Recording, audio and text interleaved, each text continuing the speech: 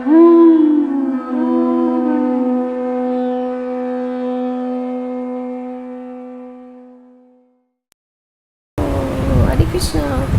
thank you for coming. Today is the overview of the 16th chapter of the Srimad Bhagavad-Gita. And this chapter, and we'll get our supplies here. It's a little rushed because we're starting earlier. I guess some of you realize that. It's winter hours now. This particular chapter is a very important one, especially at this time of year for Kartik, because maybe for Kartik we feel it's a joyous mood, a time to get together and visit with old friends. But actually, this chapter is a self-assessment chapter. It's introspective, 100%. The qualities given in this chapter help us differentiate between the two opposing forces within us in Kali Yuga. It's understood from previous classes that the demons and the demigods reside within the heart of those who are in Kali Yuga. So we cannot dismiss the possibility that the demoniac qualities are not there. They are there. In other yugas, you've heard other speakers mention that they were in different planets, then different countries, then different cities. But for those of us who have now taken birth in Kali Yuga, they're within us. So this particular chapter, especially during the month of Kartik, when people like to make vows, is a good way to get a list of symptoms.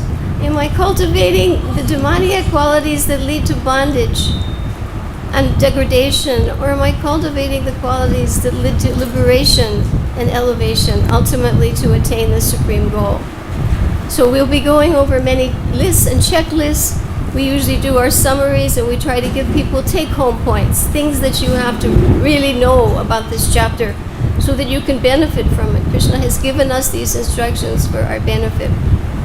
All right, so usually in these programs we like to have a theme. So today I have two themes. So in previous classes, the last one was the airplane. And those are coming from the Bhagavatam. Every one of us at death has to fly his own plane. No one can help us. Once that moment comes, they can help you on the ground, but they cannot help you once you're in the air. So we all face death. We cannot deny it. In previous chapter 14, we were using analogies of medicine and art and also of marionettes. Everybody's on a string. And their bodies are made out of the three colors, the three modes. In this chapter, we have two themes, and they're important ones. So we're going to ask Bai, where he just disappeared. Krishna, where did he go? Our two themes are a boat. What's the first theme? The boat. Remember that. Boat. And the second theme is the mirror. The mirror. This chapter is entirely introspective. And this is an interesting mirror because it has a magnifying side. So during Kartik, and also because we're in Vrindavan, whatever qualities we do, for better or for worse, they're magnified, right? So the mirror is the mirror of introspection. And now people use their phones, selfie pictures, taking pictures of themselves. If they put a caption, what would they want to say? I'm this, I'm that, I'm this, I'm that, right? So we're using those two themes. So let us first start with the boat theme. The boat theme, according to the Bhagavatam in the 11th canto, the boat is compared to what we have, human body, right? What's it? Human body. We ask for repetition because repetition is this kirtan. You hear it, you repeat it, and what happens? You remember it. So that extra little endeavor increases retention. These classes are meant to heighten retention, build retention. The captain is compared to whom? The spiritual master, right. And the final one, the winds, are compared to what? The scriptures, the favorable winds. So this is a very appropriate analysis for this particular chapter because the scriptures are the one criterion that will differentiate between our activities being demoniac or being divine. That's that simple. The one criterion is the scriptures. Those who follow it are divine, those who do not are demoniac. They don't have to have horns. Most of the people in the world fall in the category of the demoniac. They don't know the scriptures, nor are they inclined to follow them if they do. So this is very important because we have to assess, well, am I thinking, is my mentality divine or is it demoniac? And the scriptures will indicate, are we following accordingly? Okay, and also we're going to carry this into another analysis about two famous boats in history, known throughout the world. And the one boat represented divinity, and the other boat represented disaster. So we want to ask ourselves, is our boat at the time of death going to be disastrous, or is it going to be divine? And I'll just give you a clue as to the two boats. The first boat, if I say the word, even today, 105 years later, it puts chills up people's spine. The Titanic. Heard of the Titanic? Yes. Interesting boat. They said even God can't sink it. And he took up the challenge. Big time. The second boat is the Jaladuta. Now, most people in the world now are knowing of the Jaladuta. That's 52 years ago. Most people. So one was carrying the message of Godhead, and the other one was a hotel for enjoyment, with the richest people in the world on board. The richest people in the world were on board the Titanic, and it went down. So we ourselves have to ask ourselves, this is serious business. When I die, is my body the boat going to be the Titanic, or am I going to go on the Jaladuta? Okay, so you got that one? And then you've got the mirror. So we'll look at the mirror analysis again. You have a choice. That's one of our sections. Every moment we choose, not just once, not just twice. At every moment, choice is there. Is my mentality divine or is it demoniac? So here you have choice in the middle. That's the blank mirror. On the left, divinity. And on the right, the demoniac mentality. So throughout your life as a devotee, all of us, we cannot say we're exempt. We cannot just point the finger. This applies to us, especially in Kali Yuga. So everybody understand the two analogies? The boat? You want the Titanic or the Jaladuta? And the mirror, do you want to look in the mirror and see a demon, or do you want to look in the mirror and see a devotee? Right? And others will be judging us. They can see our problems. We often cannot. So it's important for us now to introspect. And the more introspective we become, actually the more humble we become. We really start to see, oh, when we go over these lists, I'm not doing too well. All right, so please take out your study guides that you have, and we'll take a quick look at what your materials are. That's the first thing you have to do. Check your resources to see how we're going to take our path today on the boat, right? So you have two parts. We've learned to divide this into two parts. So the first part is information, and the second part is activities. Okay? We've decided to make these more interactive.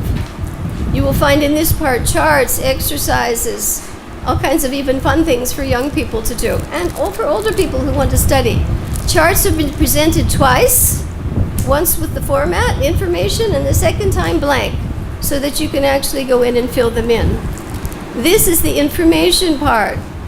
This includes, if we flip through it together, we'll go through this really quickly. Just again, know what you have.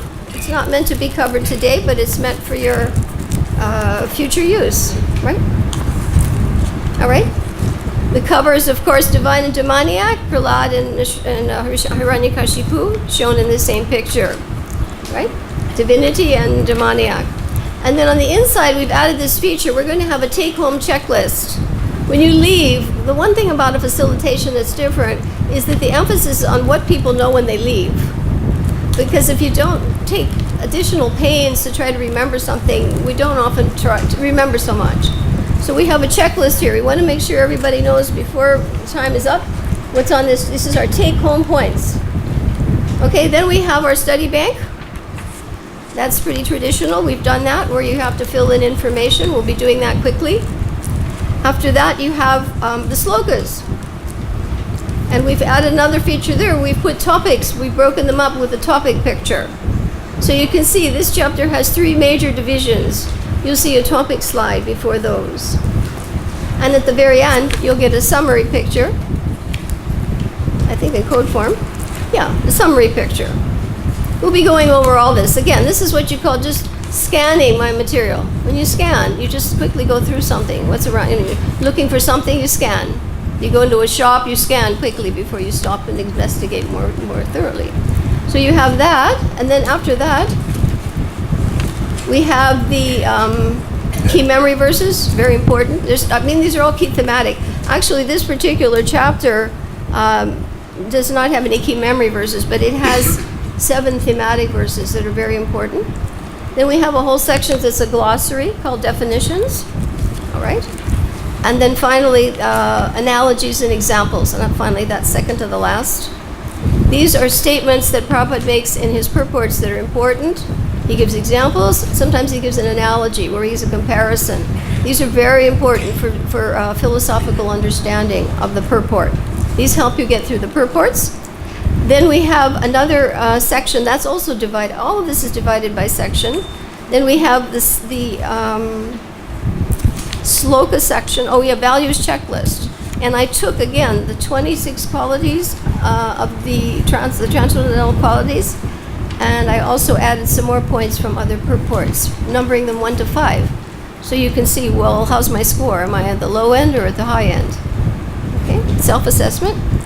Then we have the quiz, the verse quiz bank, and that's just a repetition of this, all the slokas, but we've dropped out words, the blank. So what you can do is you can go through this, and if you have time, you can fill in a missing word. We tried to keep keywords in there, all right? That's also by section. We've tried to make everything pretty simple. Scriptural references conclude this section, plus a numerical inventory, which just gives you some basic numbers, like the chapter number and size and whatever. Okay? Everybody familiar with that so far? And I think it's important to know, too, some things are getting voluminous and they don't really hold together so well.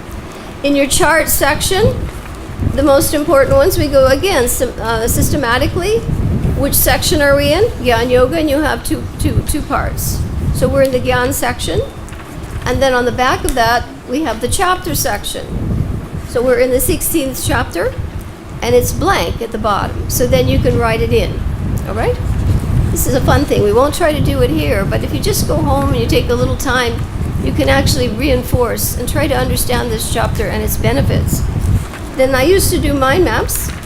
I think she got them in a little backwards, but that's okay. So we have the icons in here. I used to do these 3 years ago. I don't do them anymore. And then we have, again, the picture theme chart, blank, under the original. And again, code form. We'll be doing codes to show the breakdowns. the memory verses. And again, you have lots of activities here. Keywords, some important keywords in this chapter. Parvati, Nivriti are important words. And then we have the Pearl section. The Pearl section is the key memory word that we've chosen for each sloka that has us do a little stepping stone walkthrough. And then underneath that you have not only a blank, but you have the first letter.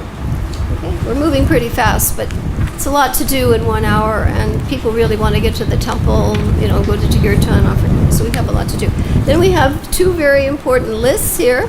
The 26 qualities of a devotee, and the 26 transcendental qualities, 2 separate lists. And they're differentiated. Some people may not realize that. But this chapter distinguishes the 26 qualities. There's a slightly different list according to Varna and Ashram. Okay? Whereas the 26 devotee qualities are general. They're not divided according to Varna Ashram. Everybody understand that point? Is that clear? So when we talk about the 26 qualities, and we have a slide for each one, we will enumerate which ones belong to the sannyas order, which ones belong to the grihastha, which ones belong to vanaprastha, etc. So that you understand the differentiation of the 226 numbers. Then here's a puzzle chart on the back of the demoniac qualities. Most of the chapter is dedicated to the demoniac nature, because that's what most people are. And once we entered the material world, we actually took that on. To leave Krishna's association, to turn against him, to be envious of him, is demoniac. It's demoniac. So we have a long way to go, But we're fortunate. Prabhupada said, Krishna consciousness is for those who are fortunate and intelligent. We are fortunate. And we must be always grateful, and we must try to help others. You'll see this movie we're going to watch about the Titanic. They didn't have enough lifeboats. There are people out there who don't want it. They don't want Krishna consciousness. They want to go down with the ship, but there are people on a lifeboat out there waiting for this knowledge. And if some boats turned away, they could have helped the Titanic. They didn't understand. They turned away. Don't turn away from those lifeboats. Somebody saved us. Serious business. You see this movie, it puts chills up your spine. So everybody understand what you have? Okay, so let's turn to the page of the take-home points, because we start out with the most important things that we want you to remember when you leave here today and forever, not just once. Actually, transcendental knowledge has a wonderful benefit. It's eternal. Any material knowledge you learn, chemistry, science, math, art, whatever, it terminates with your karmic period. But transcendental knowledge is eternal. So at death, you take it with you. So it's very important. Whatever we have in the Bhagavad-Gita is eternal knowledge, worth remembering, and you'll remember it eternally. Let's do our take-home points, okay? And I'll use my little tablet now so you can watch that.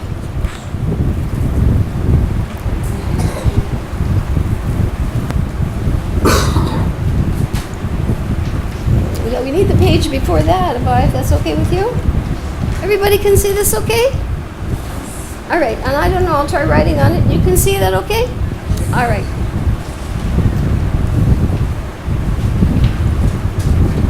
Let's begin with the most important thing we need to know.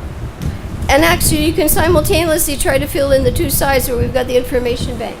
The chapter title is what? Divine and demoniac qualities, right? We can put little things like that. Or nature.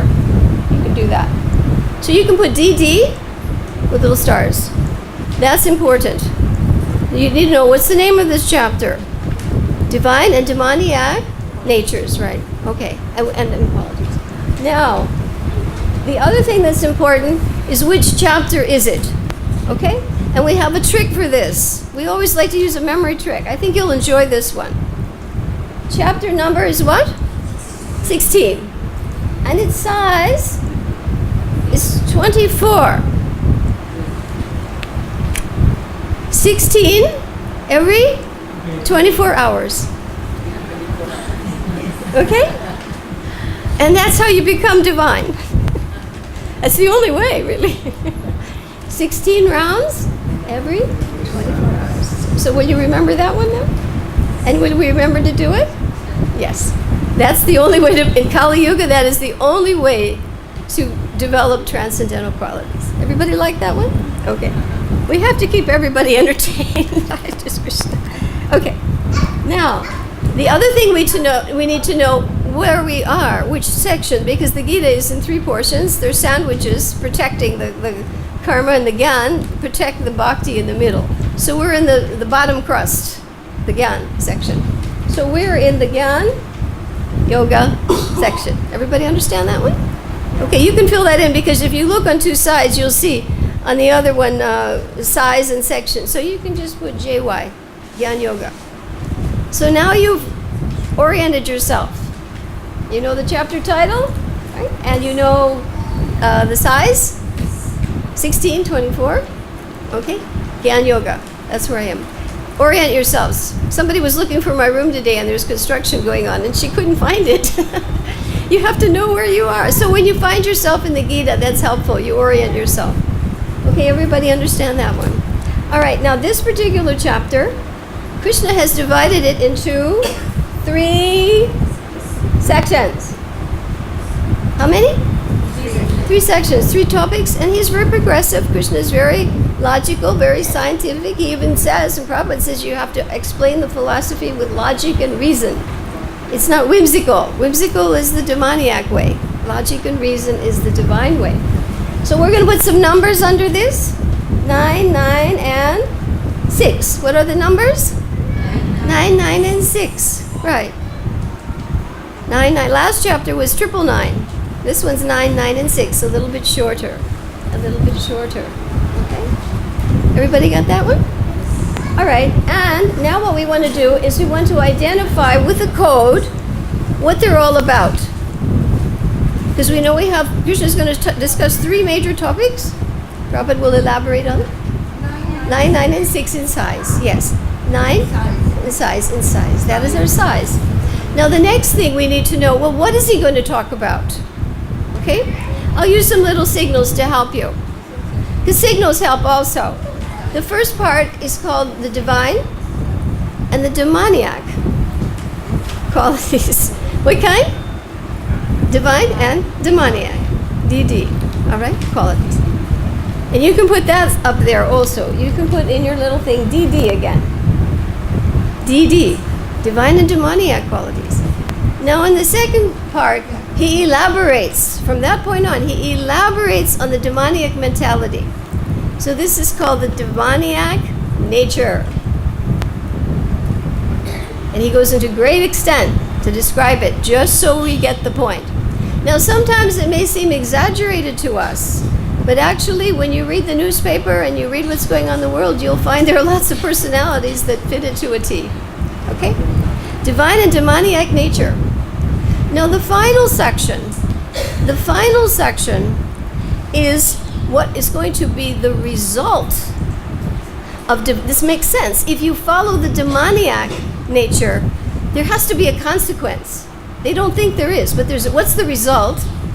So what will be the result of the demoniac nature and the choice we have of either divine or demoniac? Okay? What is the result of demoniac activities, and what is the result? Will I elevate or will I degrade? That at every moment is our choice. Everything we think, everything we say, everything we do, we either elevate or degrade. And during Kartik, it's magnified. Does everybody see the value of this chapter? Because the first thing you have to do is relativity. How is this relative to me? Otherwise, I won't take it seriously. All of us here have bodies that mean we did something wrong. We took the wrong turn. We're here. Our bodies are made of constituted of the 3 modes of nature, according to our previous actions. Our present ones are creating the next body right now as we speak and sit here. It's very serious business. Nobody takes a break on judging us. We're on candid camera 24/7. So we have to remember that, and this chapter will help us delineate what should my mentality be as I speak, as I think, as I do. Okay? Got that? All right, now some more, we're going to play some more number things here. Everybody understand that one? Yes. Divine and demoniac, and then demoniac nature. And what's the result of the demoniac nature? Where does it take them? You'll see on the Titanic, straight down into the ocean. Who knows what species? They probably took aquatics next to the iceberg. Who knows? It's very terrifying. Richest people in the world. The richest people in the world on that boat. They wouldn't sink. And we're going to take a look now at what are some other important take-home points. Number 1, the only criterion between divine and demoniac is Shastra. What's the only one? Yes, that's it. The Shakyamuni had many wives. 2 of them were Diti and Aditi. The wives of Aditi were the demigods, and the wives of Diti were the demons. Prabhupada says there's no caste. Someone who's divine can become demoniac, and someone who's demoniac can become divine. And it can happen to devotees.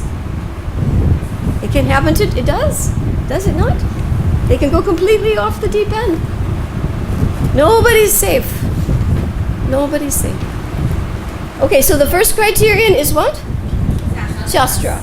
Now, if I go to number 2, I'm just using numbers to help you remember important take-home points. So number 2, there are how many kinds of living entities? Yes, people. Humans. There are 2. And what are they? Divine and demoniac. Now this is interesting because in the last chapter, this is how we connect with the last chapter. There were 2 kinds of living entities altogether. Some were fallible and some were infallible. And then there was the supreme, Purushottam. That's Purushottam Yoga. So amongst those that were infallible, they're already in the spiritual world. They've already been there, they never left. But amongst the fallible, we come into this chapter, and amongst the fallible, it breaks down again. So this is a further delineation of those who are conditioned. You understand the point? Now, amongst the fallible, we have the divine and the demoniac. So it's a further subdivision. You see how the chapters connect? This is an extension of chapter 15. We learned that we were fallible. Now we're going to learn, well, are we divine or demoniac? Now, it's also an extension of this last chapter, because one of the things you'd have to do in the Gita is see how it connects. How does it link? So in the previous chapter, we studied the banyan tree. And one of the analogous parts was subsidiary roots. The subsidiary roots. The main roots are nourished by the modes of nature. The subsidiary roots either take us towards pious activities or impious. So that's also a connection with chapter 15. It's an extension. Those pious or impious proclivities are coming from the roots of that banyan tree. Do you understand that point? Okay, so now you have two connections with chapter 15. All right. Because it's very important to link them. And we'll be seeing how we go into chapter 17, how we link into that. Well, what about those people that follow something, but they don't follow particularly the Vaishnava path? And it's a very simple, but it seems a little bit extreme definition. Prabhupada says, who is divine? He worships Vishnu. That's it. Anyone, he says, even the demigod worshippers, they're demoniac. That's pretty heavy. You don't want to go tell that to a family that's worshiping Shiva, you know. But it's, if you're going to really be serious about the definition, worship of Vishnu is transcendental. The other ones are under the modes and they're contaminated. And the motive is material. Material is the materialistic, demoniac motive. What's in it for me? What's in it for me? That's divine. That's demoniac. But the divine is what's in it for Krishna. Okay, you understand that point? Now let's look at another number here. 4, we did 3. Oh, no, did I do 3? I didn't do 3. 3. The beginning of demoniac life starts with the 3 gates to hell. What are they? Lust, anger, and greed. Lag. I will lag behind. Use ways to trick your mind into being entertained. The 3 gates to hell, Prabhupada says, this is the beginning of the demoniac mentality. Now, why is that so serious? At the end of the 3rd chapter, beware of lust and anger. And they were asked, what's the enemy of this world? It's lust. Lust is our love of God that has come in contact with the material mode of passion, perverted into lust. And it's such a driving force that the more you feed it with ghee, the worse it gets. Why do people want more? Because lust is the motive. I want more money, I want more this, I want more that. Lust is that driving force. And what happens? 2 things happen with lust. If I get it, I become greedy. If I get it, if I could get it through my karma, more money, I become greedier and greedier and greedier and more violent. If I don't get it, I become angry. So we have to understand, when I become angry, and I'm included, my lust was not satisfied. So you can see why these 2 things lead people to the mode of passion and ignorance. It's a downhill trip. And the mode of goodness are the transcendental qualities, but that's dangerous too. Because goodness has 2 attributes. I'm happy. I have more knowledge. I'm better than other people. The minute that thought arises, you fell out of the category of goodness. You degraded to passion. The modes are competing at every minute. It's not safe platform. You've got to get out of it. Goodness, and you can see this among devotees, you can become apathetic. Oh, it's okay. I'm not doing too bad. I've got a house, my wife, we're happy, we're chanting our rounds. Any minute. Goodness is not a safe platform. Apathy is your danger. And also arrogance. I know more. I'm happy. What do I need to, I don't have to preach. No way. You see the danger, the trap. It's quicksand every place. Okay, you understand now that point? Now the number 4. Number 4 is important because there are 4 varnas and 4 ashrams, and we're going to see how these qualities apply to each. Okay? 4, 4. I'm just going through the numbers because this is a fun way to analyze a chapter. Number 5, I don't have something for that, but for 6 I do. Krishna defines 6 demoniac qualities. How many? 6. And you'll find 3 of them are almost synonymous, but they're of severity and degree. Right? Pride, arrogance, conceit. The highest, the worst. Pride, you can hide that a little bit. Arrogance, not so much. Conceit, the nose is up in the air and you look down at everybody. And then, of course, anger, harshness, and ignorance. And we'll go over those. All right? There are 7 key thematic verses. Okay? I like to have fun with numbers because it helps us just you may not have the time to think about this, but that's my business. I try to help people remember. Okay, let's think of some other numbers. 16 we have, right? Chapter number. And at the very end, we're going to look at some of the qualities of the anartas, the 21 demons that are in the Krishna book. And not only in the Krishna book. Okay? And then we're going to look at the 26 transcendental qualities. Right? And we're going to take a look at the 26 devotee qualities. And how we're going to do that in 20 minutes is going to be a mystical experience. But we want to establish this. So you got your take-home points? You see, because once you have, we do that first. Because that way, we know that whoever came here, at least they got the basics. And anything we add on that is more frosting on the cake. All right, now let us take a look at the, just to reinforce it, let's take a look at the pictures of the topics. That slide that shows the breakdown of the pictures, take a look at that one. Picture deal. We have our charts. Would that be with our charts? Or I think that's going to be picture slide. That's the blank one. No, the other one. There we go. Do you have it big? If you go into the chart, that's good.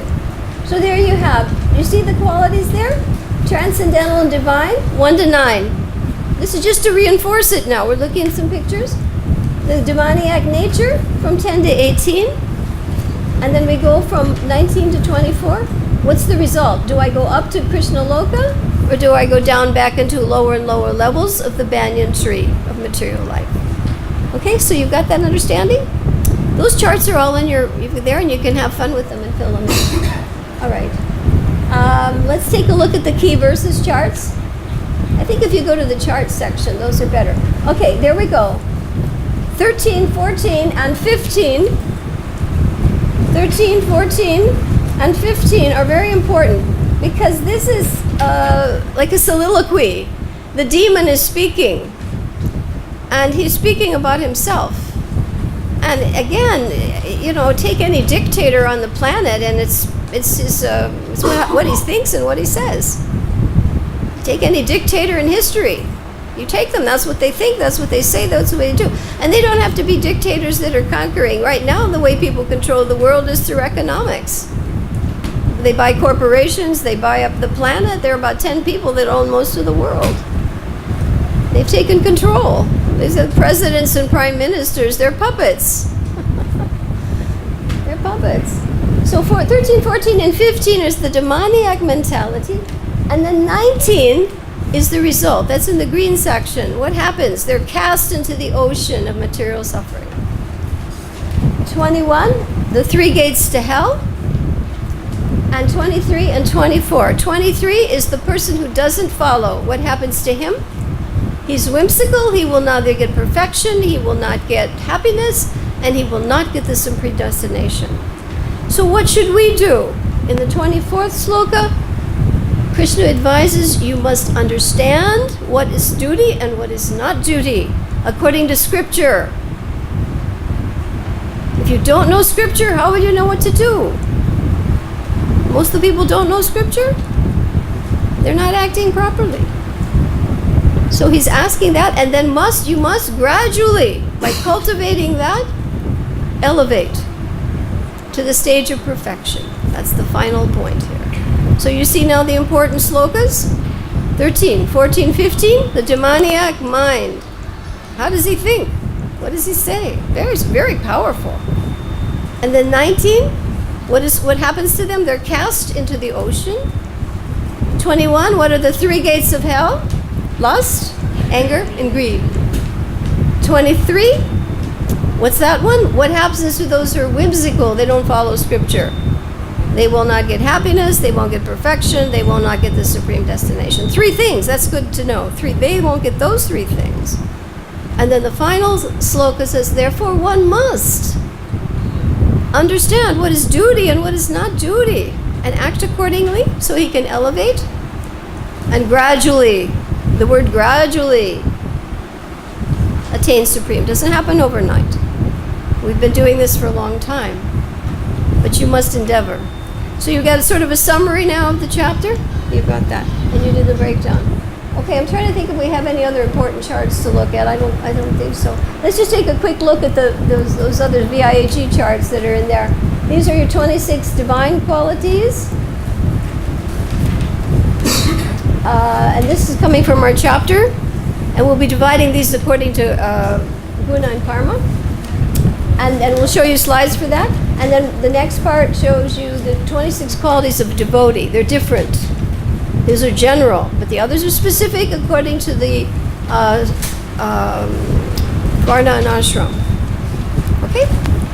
So let us now go very quickly. We want to look at the first section we're going to go to all the 26 slides, the 26 qualities.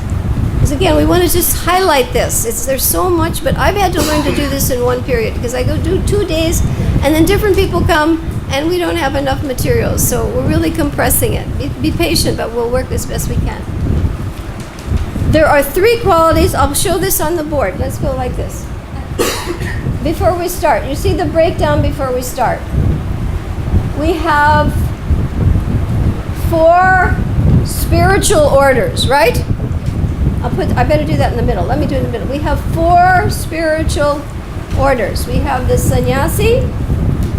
I'm sorry, this is spiritual. And then we have the grihasta. Well, that's actually, grihasta. And then the next one, they'd have the brahmachari, and then they put the vanaprastha last.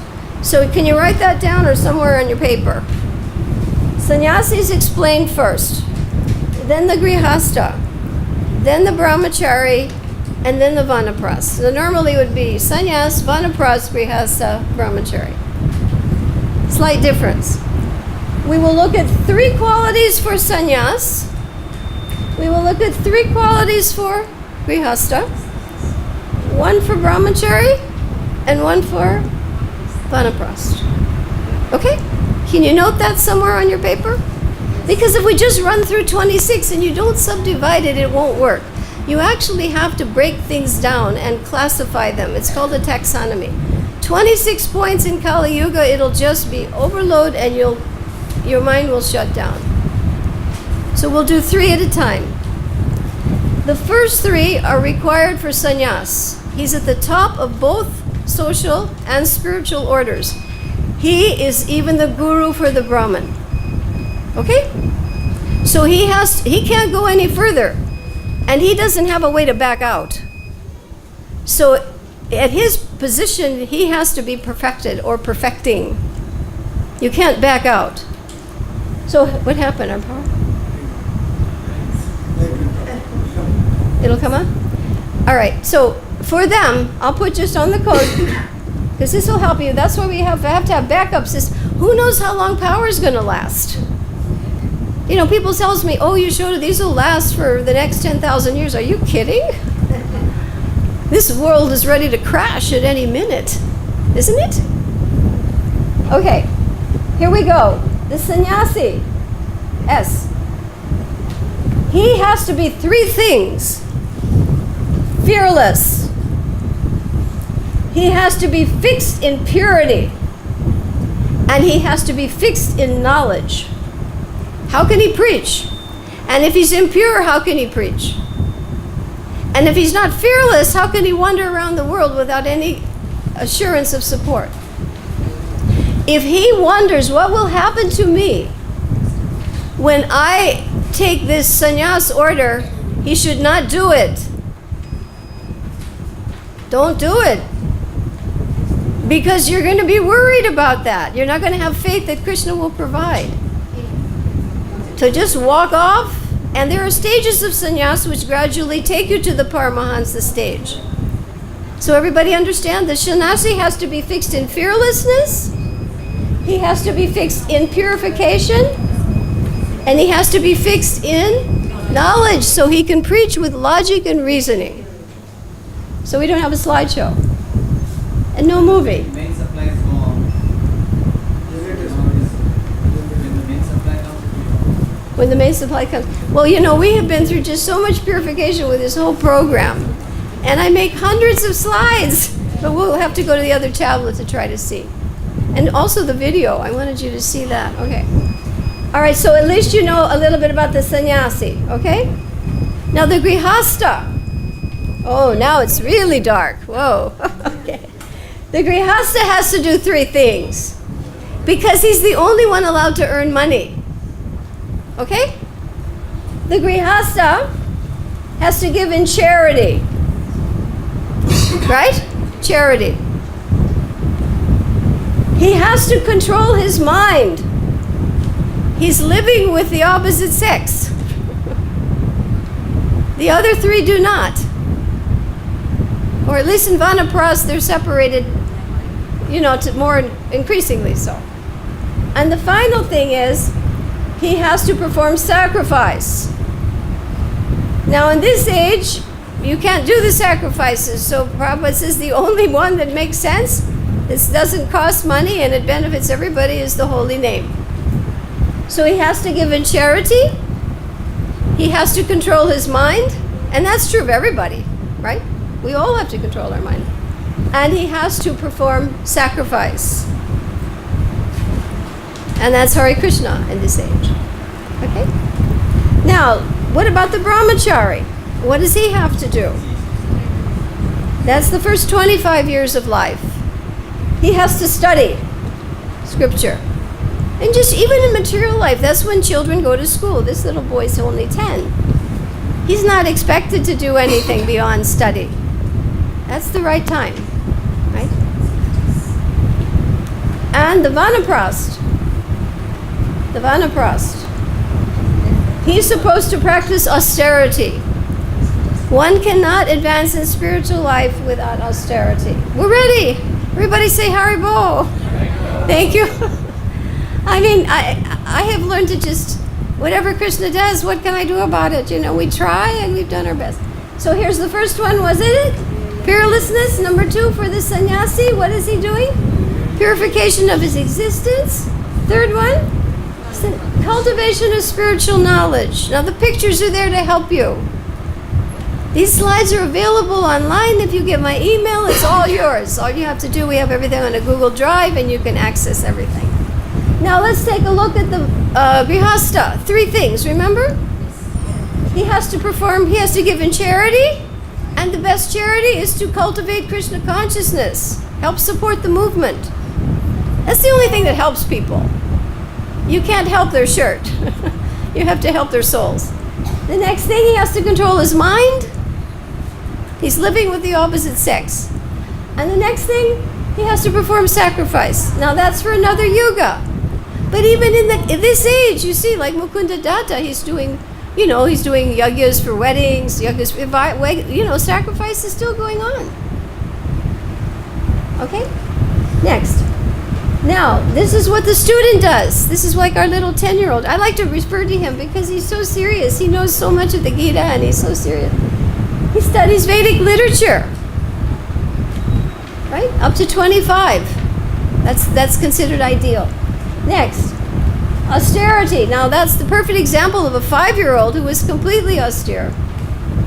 And he perfected himself at 5. Most of us, that kind of austerity we can't imagine. That's Dhruva. Now, from that point on, we are going to shift now to the occupational orders. Are we ready? All right, now we're going to talk about the Brahman. We have about 10 qualities that are Brahminical. They're meant for everybody because this is the mode of goodness. So we have to come to that platform. Even if we're some other, even if we have Vaishya tendencies or we have, Sudra tendencies or whatever, the Brahminical qualities have to be cultivated. So from number 9 on to 20, or actually 10, simplicity is also it's for everybody. Simple means I'm not duplicitous. I'm not duplicitous. That's the biggest obstacle, to be duplicitous. Everybody should be simple. Next one. Non-violent. Now, devotees are naturally non-violent. You don't eat meat. But there are some people out there that have to be convinced as to why I shouldn't arrest the progressive life of another living entity. Next, I should be truthful. Yeah. Bali Maharaj was willing to lose everything not to break a statement. He became a Mahajan. Next, freedom from anger. One of the 3 gates to hell. Amarish never became upset. He wasn't even afraid. Next, renunciation, tyag. That's Raghunath Das. He's the height of renunciation. Tranquility, Prahlad. Not to be disturbed, or nor to cause disturbance. Next, aversion to fault finding. This is Raghunath Bhatt. He was famous for 3 things: cooking, reciting Bhagavatam, and never hearing criticism. This is a good vow for Kartik. Next, mercy towards all living entities. Everybody. And that's Nityananda. Don't kill him, they're dead already. In Kali Yuga, people are dead. You have to bring them back to life with the mantra. Next, freedom from grief. Right? This one is, my name is, who's the one that gave in charity? Say it. At my age, I'm pulling blanks. Ranti Dev, thank you. Ranti Dev. Even the Chandala came, the dog came, and he sacrificed. Gentleness. Being gentle, a gentle man. If only a Vaishnava can be a gentle man. Next, modesty. This is Kunti. Modesty. That means not acting in a way that's just improper. Modest. Next, determined. Again, Dhruva. Dhruva and Prahlad fit into all of these. They're perfect on all of them. Being determined. Now, we're starting to break this down. Prabhupada gives 2 for the Kshatriya. 3, for the Kshatriya. He breaks this down for the Kshatriya. He should be vigorous. Kshatriya is not meant to be, a pansy or something. He's vigorous. Vigor. Tejas. Next. But he can be forgiving. Right? Brahm said, the minute somebody surrenders to me, I wipe his slate clean. Krishna's the same way. We surrender and he wipes away all our karma. And the next thing, fortitude. Now, fortitude is usually a mental attitude. That's hard to show, but here again is little Prahlad, and that's what you call strength. Usually they mean in battle, because in battle you have to have fortitude or you just can't keep shooting arrows at other people. It's mental strength. But even little Prahlad, he had such mental strength. Now, these qualities cleanliness, he applies it in particular to everybody, but especially to the mercantile class. To the mercantile class, because cleanliness means internal, external for everybody, but clean in your dealings. How do I deal with people? I'm clean externally, I'm clean, I think, internally, but I'll cheat somebody, or I'll work in the black market.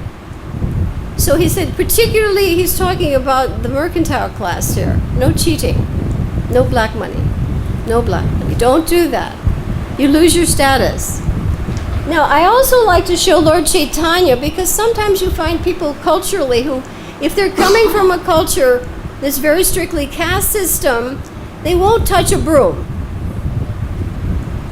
They'll be afraid to for being disgraced. But actually, Lord Chaitanya did. So are we better than Lord Chaitanya? And now you'll see, you'll see a lot of people. If you even think about touching the broom, oh, no, I'm a Brahmin. And they're less than that. They're less than Brahmin. And part of being a devotee means I will do menial service for the Guru. Lord Chaitanya swept the temple. So remember these things. Next, freedom from envy. Yudhisthira. He forgave even those who tried to kill him. Next, not expecting honor. That's especially meant for the Shudras. They're meant not to feel puffed up and proud. And you'll find in Kali Yuga, the Sudra is proud of his penny. Everybody probably, they've got their Brahmin threads and they're Brahmins and, by birth. No, it's by cultivation of knowledge and qualities. Okay, does that help you with the 26 qualities? And you remember how they're divided by Varna and Ashram. Okay, well, it's 6 o'clock. Let's take a look at really quickly, the 24 slides, real fast. We're going to do a run through. I want you to take a look at the pictures. And then we have pictures of the demons, and then we want to take a look at those ships. Okay, quickly. We see the terms here. We're not going to go through this. We're just going to go through the picture slides. Ready? First slide is fearlessness, starting with the sannyasi and including many of those. Next slide, the key word is nonviolence. Remember, we went through those first 3 slokas, we went through that. Next one is forgiveness, right? We went through that. Now, we start with number 4, the 6 demoniac qualities. Okay? Pride, arrogance, go back. That's important. Go back to that one. Pride, arrogance, anger. P-A-C, harshness, ignorance, and, pride, ignorance, conceit, anger, harshness, and ignorance. Those are the basic 6 qualities of the demon. Everything else is an elaboration on that. Okay? Next slide, number 5. Now here's why this is important. The transcendental qualities are conducive to liberation, elevation. They take you up. The demoniac qualities, whenever they rise, they take you down to bondage and a degraded status. They lead to degraded status. So that is why this verse is so important. He's showing you why these two must be understood. The next verse, he identifies the 2 qualities, remember, of the conditioned souls, the divine and the demoniac. They're any time and any era, any place. They exist eternally. It's not just now. It's just now they're here. That's the problem. Now, in the next slide, we go back. I think it was in the 5th one, he had to reassure Arjuna, don't worry, Arjuna, you are not demoniac because I'm asking you to fight. If you're following the order of your Varna and Ashram, under the order of the Lord of the spiritual master, it is transcendental. It is not demoniac. Because Arjuna is thinking, wait a minute, I'm demoniac. I'm ready to kill my guru and my teacher and my relatives. All right, so now he's reassured him, And now he tries to tell him what is the essential difference. Those who are demoniac do not know what to do because they don't follow scripture. Right? They do not know what is to be done, what is to be done. They're not clean, they don't know how to behave, and they are not truthful. And Prabhupada said people in Kali Yuga will lie over nothing. Big men will lie over anything. Have you experienced that? And one lie after another. This is the age of hypocrisy and quarrel. You don't know who to believe. It's very hard to find a truthful person. All right? That's demoniac. To tell lies is demoniac. Next, they say the world is unreal. Now, what does this lead to? Well, if it's a phantasmagoria, I can do anything. And it's produced just of sex. I can do anything. So where will that take me? That will take me to doing something destructive. Next one. We have two pictures here. They have created bombs that can destroy the planet hundreds and thousands of times. That's what the demoniac mentality leads to, and they're proud of it. They're proud of it. Next. Now, we're going to go into the next section, and we're going to see quickly what drives them. What's their thinking? Next picture, quickly. Lust. There's Duryodhana slapping his thigh, right? Then what happens? They're in anxiety because their lust isn't satisfied to the end of life, and they are bound by a network of desires. They're never satisfied. They're bound by desires, and they will do anything to get money. And what was Shakuni? Gambling. Now, here goes the 3 verses. Wealth. I have so much wealth. That's the thing. And it will increase. I will have more and more. The next one, what happens? Anyone who stands in my way is my enemy, and I will get rid of him, either in a subtle or an actual way, depending on how demoniac they are. Then the third one is, and I am surrounded by aristocratic people. I'm happy, I'm powerful. Nobody is as happy and powerful as I am. They think like that. These 3 verses. And you just read the newspaper or look at those people. That's what they say. And when you see that in a subtle sense in yourself, are you feeling, well, I've got some money, I'm okay, and he doesn't, and he's not okay? Think about it. This is introspection. Next picture. It takes them down to what? Hell. Yeah. They're already in hell, but it takes them further.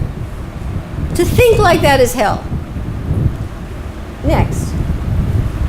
Self-complacent. I picked 2 pictures. Get the next one. That was Henry VIII.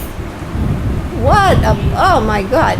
Henry VIII. When he didn't like his wife, he would have the religion changed and he'd chop her head off.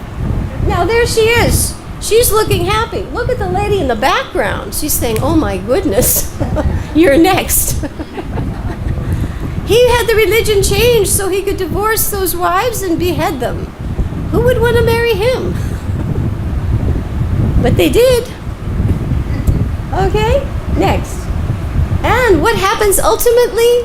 They're envious of God. They're envious of the God in their hearts. They're envious of everybody else. And they blaspheme the religious man. And there he is, Duryodhana. And there's Krishna. Arrest that man. Arrest him. He came for the peace mission. Arrest him. Krishna's relaxed. Look at the rest of them. Krishna's just sitting there smiling. Okay, try it. Okay, next picture. Now we're going to get the last 6 verses, just so you get the quick run through. All right, what happens to these people? And when we see the Titanic things, they are cast into the ocean of material existence, and we will see it literally happen. Famous verse, I cast them into the ocean. Next verse. And they keep gradually sinking further and further and further into more abominable species. And next verse, the gates to hell. This is the beginning of the demoniac society. Lust, anger, greed. The trilogy. They work together. And we've all got them or we wouldn't have a body. It's embarrassing. Prabhupada said, the body is an embarrassment to the soul. If you see people in the newspaper and they're taking pictures of themselves and they're decorating their bodies, they don't get it. They've missed the point. Next. But he who's fortunate, he has escaped those 3 gates. And he performs acts conducive to self-realization, and gradually he attains the supreme goal. Gradually. He's escaped those 3 gates. So the minute you feel anger, the minute you feel lust, the minute you feel greed, check it. Next picture. Whims. This one's number 23. Whimsical means I know scripture, but I don't care. I do it anyway. That's whimsical. I know better, but I do it. Now, some may not know it, and they're acting whimsically. That's, but it's worse if you know it and you still won't do it. Now, we have 2 pictures for that. This one is the best example, King Vena. He from birth was demoniac, right? From birth. And when he was the king, the Brahmins thought, oh my goodness, what have we done? They had to kill him. He was so bad. And his body was churned, and Archie and Prita had come from his body. But when he would go around in this kingdom, people would say, oh no, here comes cruel King Vena. Okay? One should therefore, this is the final instruction, understand the point of all scriptures is one, to understand Krishna. It's not just to keep us busy. The point of all scriptural injunctions is to understand God. You should understand what is duty and what is not, according to scriptures. Here's your final instruction, 1866. It's simple, surrender. It's the only thing that you ultimately have to. You either surrender to God, to the illusory energy, or you surrender to God. I keep wanting to show this Titanic thing. So that far, we sort of got that far with everybody, you understand? Okay, now if Krishna's kind enough to let us see, it was done, I don't know how long ago, but it's 10 pictures of interesting facts about the Titanic. This ship was built, it had everything opposite the Jaladuta, right? It had the richest people in the world on board. Now Prabhupada went, it was even questionable where they had the 40 rupees with him. Somebody say he gave it to his brother before he got on the ship.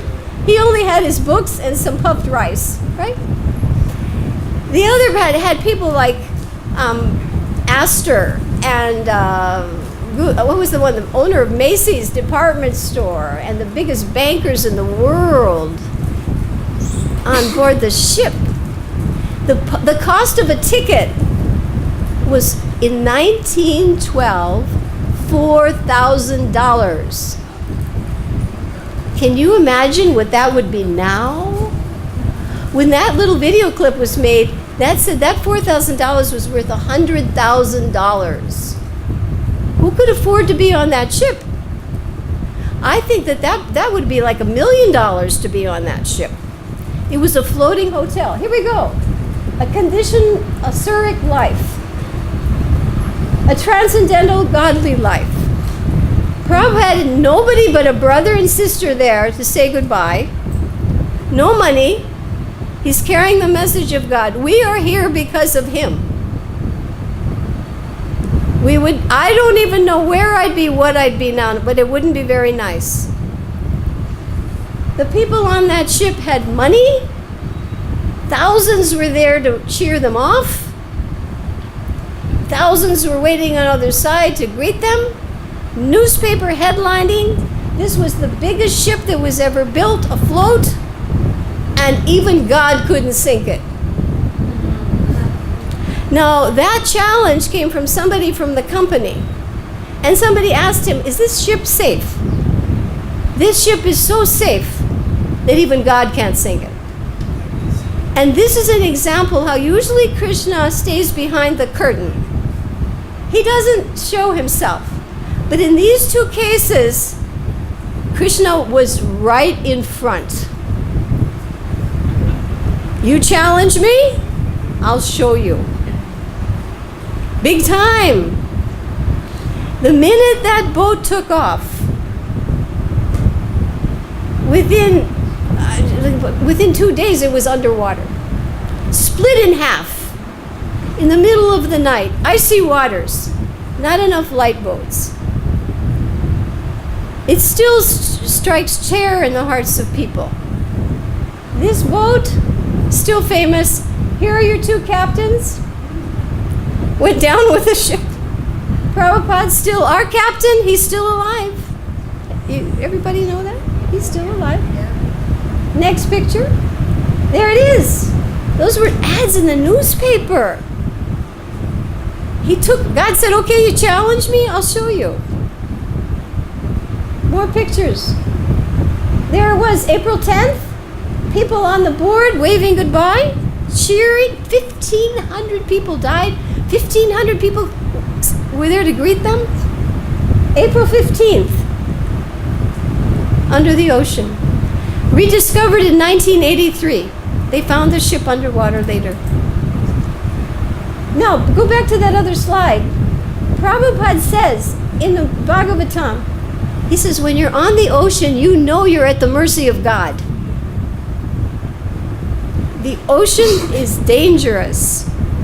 Even Prabhupada went through so much, and finally Krishna quieted the ocean water. Atlantic is a dangerous ocean. 40-foot waves, storms.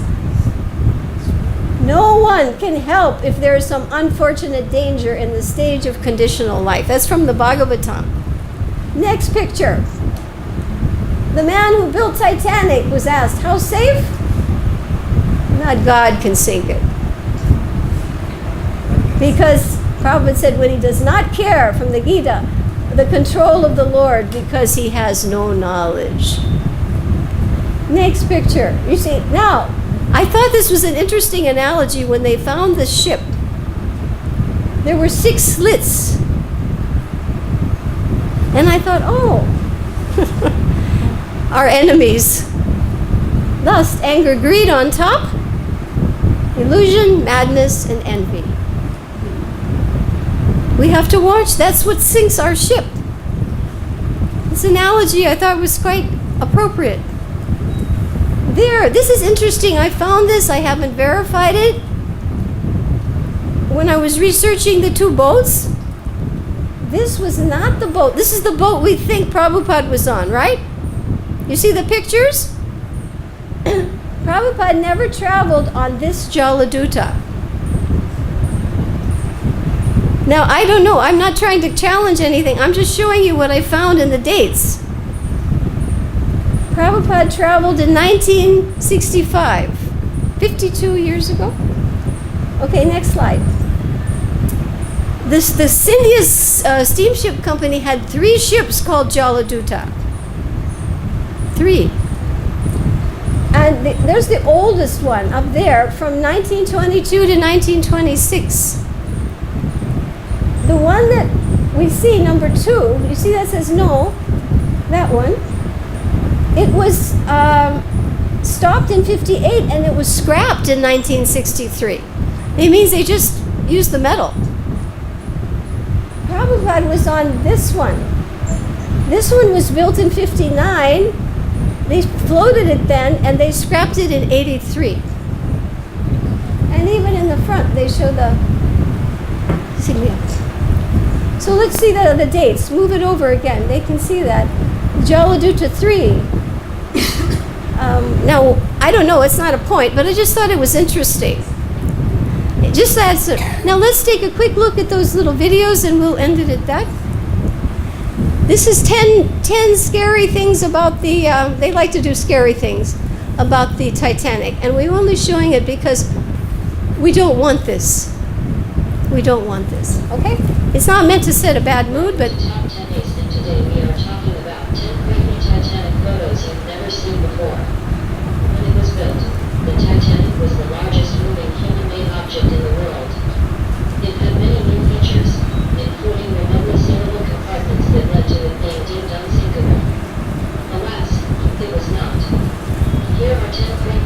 Titanic photos he'd probably never seen. Number 1. The dreaded iceberg.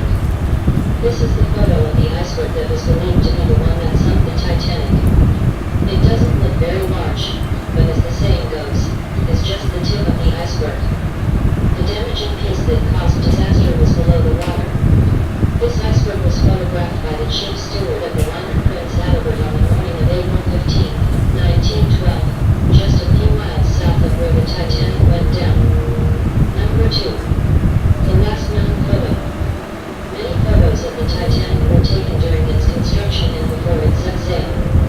This photograph is the last known photo of Titanic on the surface of the ocean. As you can see, it wasn't captured by someone on board.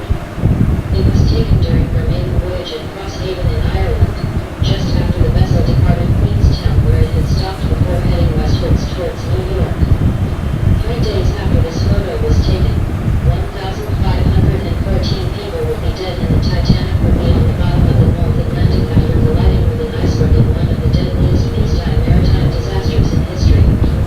It's breathtaking and ominous at the same time. Number 3. Sinking entertainment. They were entertained while the ship was going down. Harvey assembled his orchestra and merged it with a second trio of musicians who also performed on the ship. They performed as the ship went down, even after They don't know what to do. the deck into the waves.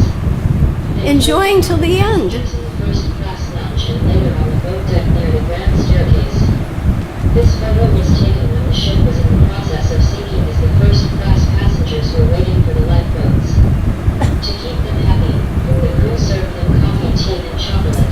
Coffee, tea, and chocolates, and the ship is going down. As the ship sank, We would be chanting Hare Krishna. with his violin and gun in hand, he was the last man standing. This is not what you would expect to see in a sinking ship that would end up on the ocean floor in less than 3 hours, killing over 1,500 people.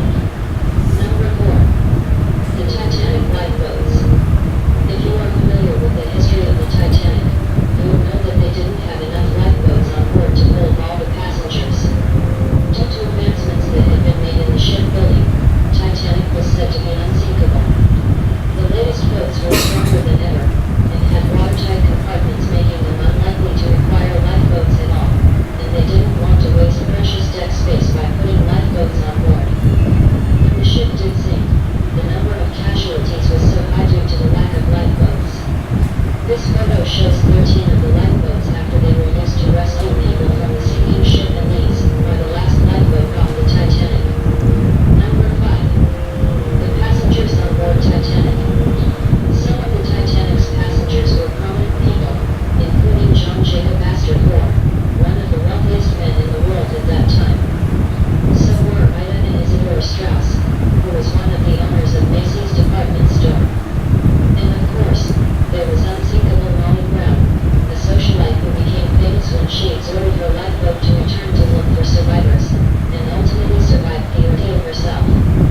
Astor didn't survive, as he didn't take seriously the reports that the ship was sinking, and later wasn't allowed onto a lifeboat due to a women and children first policy. His pregnant wife did survive, however. Ida Strauss initially boarded a lifeboat but returned to her husband. "Where you go, I go," she reportedly said. The couple would die together. He was 67, she was 63. Number 6.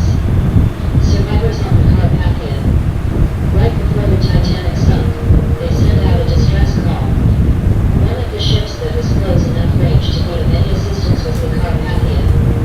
The ship braved dangerous ice fields and diverted all steam power to her engines in her attempt to aid the ship. She arrived 2 hours after Titanic had since sunk and was able to rescue 705 survivors from the ship's lifeboats. This is a photo of some of the survivors on the ship. You can tell that there were not many people saved just by looking at a small number of people on the deck. The rescue ship, Carpathia herself, was sunk on July 17, 1918 during the First World War after being torpedoed by the German submarine U-55 off the Irish coast. 5 of her crew lost their lives in the sinking. Number 7. The rescue. When the rescue ship Carpathia arrives at spot of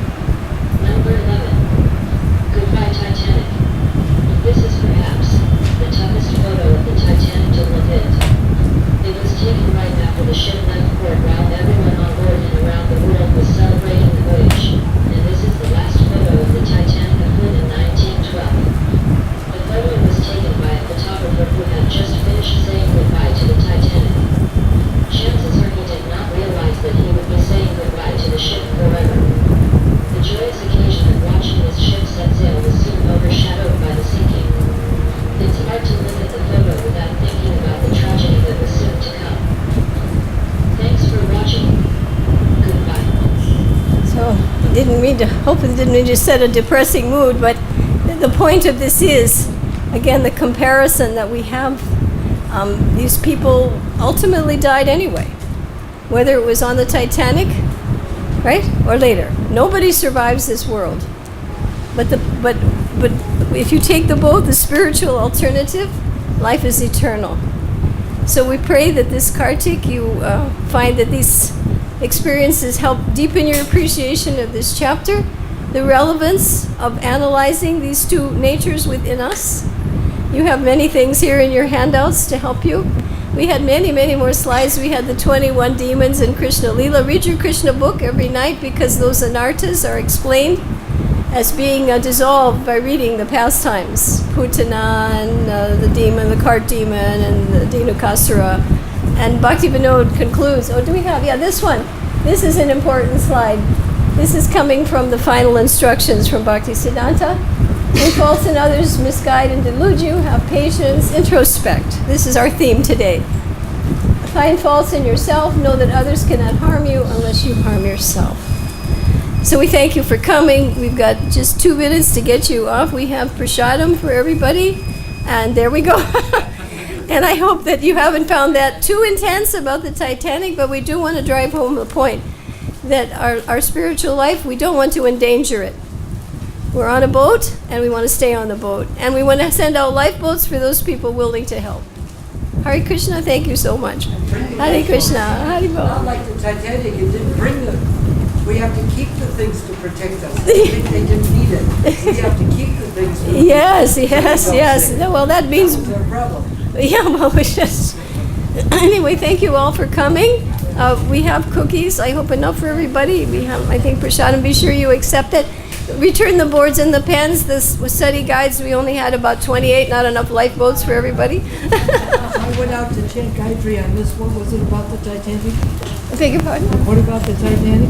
Oh, the Titanic. We made the analysis of the Jaladuta and the Titanic. The one ship was carrying the spiritual truth, and the other one was carrying the mood of enjoyment, and how one was unsinkable. They took God on as a challenge. So that's why we do this. They said God can't sink it. And our point was that God usually stays behind the curtain. But in these 2 cases, it was apparent who was favored and who was not. This is big time, big people, rich people, and it's still to this day. In the classes, people were paying attention. I said, so Prabhupada took the cruise line to America. People said, yes. I said, no. It's a cargo ship. They don't advertise the cargo ship. Well, we had a picture, one slide in. But I mean, they advertise, go on the cruise line, but they don't advertise, go with the cargo. Are you Judy? Yes. Oh, I love your classes. Nice to meet you. I love your classes. Thank you for coming. I hope you found it helpful. I try to think of things like that to catch people's attention. It's so good to see you back in, teaching. Well, what are we doing here? You become alive and full of. Well, this is the only thing that I have to do that's left, doing these It's a good slides. presentation. To see it, to hear it. Was it helpful? Together is a double effect. Right. Well, and we have so much more, but I think by giving them really important take-home points, the highlights, and the message this chapter gives. This is a very important chapter. Very important. And our choices every moment. It's not just, I'm a devotee and it's finished. Yeah, I said that when I was talking about the junction. I said, when are we at the junction? Yeah, nice to see you. All the time we're at the junction. Yeah, all it's the time never we're at the chance to go either the wrong direction. I'm so happy to meet you because I love your classes. Thank you. You were talking about whimsical the other day. Yeah, the verse. It's funny. People said, well, it's good you stick to the verse and the verb part. I said, well, if you're lecturing on the verse, wouldn't that be the thing that you... Because sometimes people go off on a tangent, and then that confuses people, because you're not really not being... No, they have the to... verse, but then people wonder, wait a minute, the verse was this, and now you're saying this, and they have trouble connecting it. No. Well, actually, you missed the whole thing, but we tried to show... part of it. We showed the I whole was listening part on the radio, and then you came. Okay, so you got our point. Nice to see you. How are you? How are you feeling? Good to see you. What's this? You're so charity. lots of this stationery work and this. Charity, I'm glad. How's your husband's health? Is he doing better? No, he's not feeling well. Well, it's the old body. I'm in the same shape. You know, my ship is finished. Parkinson problem, BP, lots of problems. And I bought him Kartik Mahina is most No. important. Yeah, Kartik is I special. got it Nice to here. see you, Mataji. Harkus, it's been a long time. My Delhi lady, it's been nice to see you. Yeah, all time. Kartik is time to get together with people. And how are you doing with the Gita? This boy's learning Bhagavad-Gita by heart. Indians have more trouble with like heart veins and stuff. With what? Than Westerns, like with heart and things, Indians have more trouble. With Yeah. that and with diabetes. Diabetes is a big Indian disease. Well, I have diabetes. I have a thyroid problem. I have osteoporosis. I got rid of the osteoporosis. I'm finished. You did. I got the Prolia. You better tell me what to do because I'm on the real Yeah, serious side of the it. Prolia though costs $2,200 for the injection. Oh no, I can't take those because I get blood. I get blood sugar. It's not in the vein, it's in the shoulder. I don't think I could manage that. I If it actually gets rid get of it. black and blue every time I. Oh yeah, but if it gets rid of it. How do you know what numbers you have for osteoporosis? Oh, Minus what? minus 3 something. It's heavy. Minus 3? 3's not so bad. Anything but the osteoporosis starts at like minus 2.5. So It's in the I went serious. from minus 2.7 down to minus 0.7. Trudy, my ship's going down. We don't see that. The Titanic. I don't. Did you like this? I love it. I love when you think outside the box and to make kind of a people to connect with it. Yeah, they have the to- philosophy is so high. No. Actually, so I make analogies because actually that Nyaya is explained. Nyaya philosophy, its logic is compared to the moon and the tree. That the moon appears distant, but if a tree is in front of it, it seems close. So Nyaya philosophy is called Chandrika Nyaya, that you understand the moon because of the tree. So in the Shastra, most people cannot understand the philosophy. So, but by giving them the sample, and I take analogies that often Prabhupada gives, and I took the boat from the 11th canto, and the introspection, the mirror, of course, introspect, and he said that you must introspect, and Bhaktisiddhanta said that. So I don't just make them up. I try to find Lots of work they've done. the And I reference. see that. The reference. And hours and hours. Oh, meditating. we spent 3 weeks for this, and we have only 3 weeks to do chapter 17. Spare work, I mean, how long is it? Actually, no, these are mine. I like that But part I at the end can. about the faults. You know, don't worry about what others making faults in you. Yeah. What you can do is give me your email, and you can access all of this. I have from chapter 3 through 17, hundreds and hundreds and hundreds of slides. So I can give my address. Yeah, Distraction. because It's a great presentation. we have On the radio. what I do here, and if it were see all those slides, see I have I have See them, you next- and they're all accessed In on. the 17th chapter. Do you have an email also? Do I what? Do you want to access all this on email? Yes. I just need your email. Here's my email. You didn't show that slide. Can we get Written yours? down? Yeah, the best thing is light is off. You haven't written down something? it's Yashodamai1 with an Yashodamai1, SH okay, on that's- Gmail. YASHODA1 at Gmail. The letter one You or the just send me, number? that way I don't get it wrong. Number. And Number. he puts you on a Google Drive, and you have access to 2 years worth of work. Hundreds of slides. So many. All these slides here, and all of the sloka slides, And look for a number. and all of the breakdown, all the those slides, all that's there. In the videos, the Titanic, the movie, everything's there. Plus the movie here, that's also on there. So you will have access.